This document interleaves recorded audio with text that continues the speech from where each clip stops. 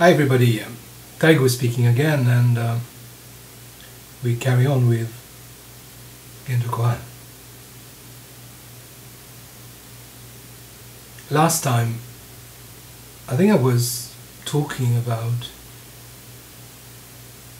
this dew, this very fragile, very imperfect dewdrop, reflecting the all-night sky, is pearl trembling,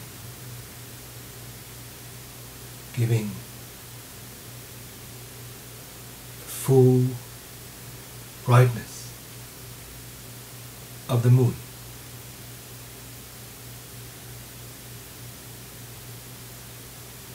And I was taking it one step further, mentioning that if the dewdrop is really imperfect, that's great.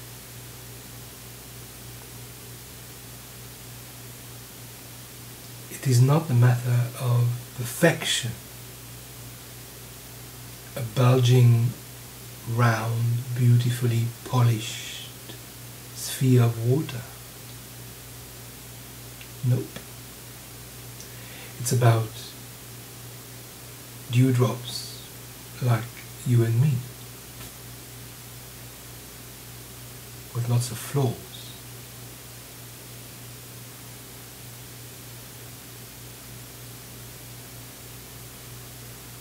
In order to understand in a different light why Dogen would trust and see in this fragile dewdrop an amazing power of displaying the original face, one needs to actually go back to the very beginning of genjokoan.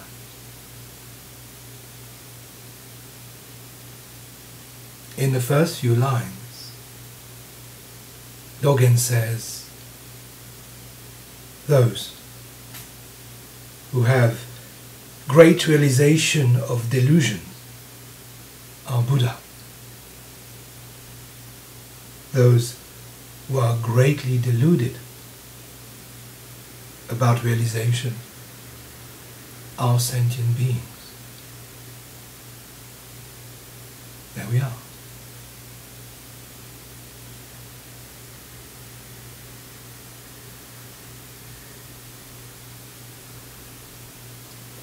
Practice realization is one thing, which is practice realization. It's not about a cosmic pride. It's not about being aware of dazzling everything, shining onto everything. Not finding the inner core of purity, beauty. That's another heretic view. Inside is great. No. It is to use the very ground of our imperfection as a way to practice.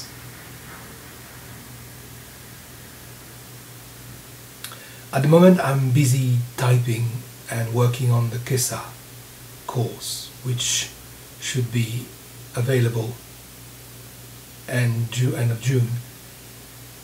And many times I repeat the same, because of course teachers always repeat the same to themselves and to others. They tend to be deaf sometimes.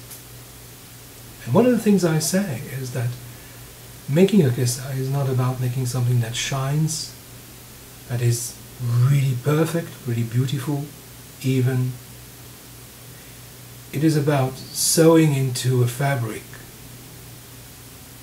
our very deluded self. The sowing of the kissa is the kissa, and the sowing will show our impatient, distracted, careless, short-tempered you are. I am. And as long as you can see, perceive, realize these rough edges of yours, these angles, then you've got an opportunity to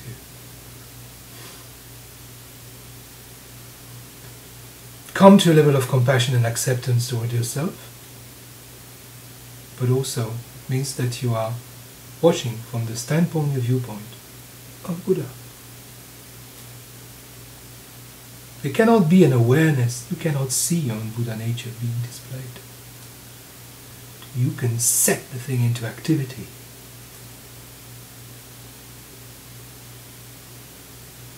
That's practice.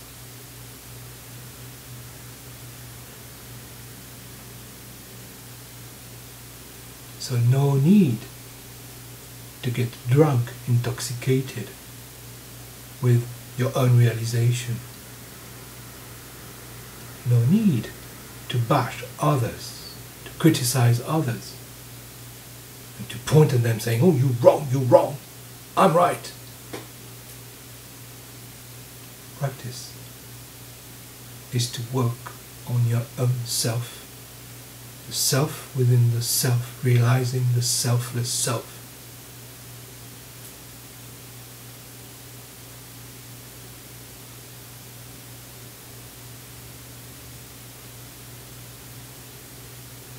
And the more imperfections you find, well, many opportunities for the moonlight to shine in being reflected.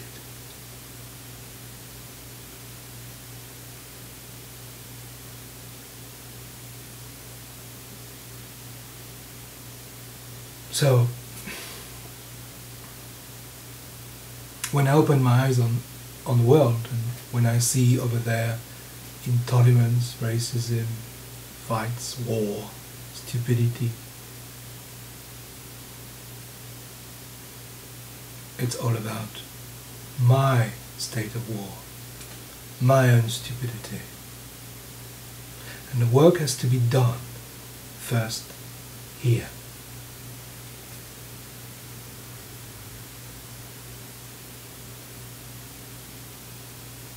There is a tremendous power in this practice.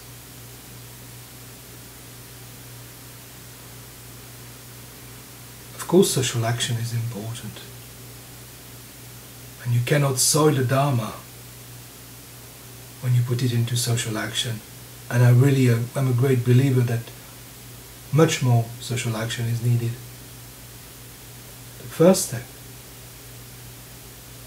is always about you, me.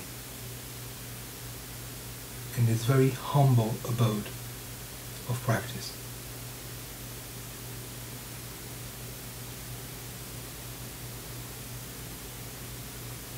So really, be happy. You're not perfect. I'm not perfect. And the point is not to become perfect. It's not school, guys. It's not about trying to please Big Daddy.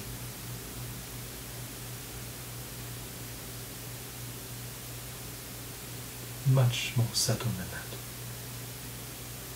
And totally, utterly unconditional.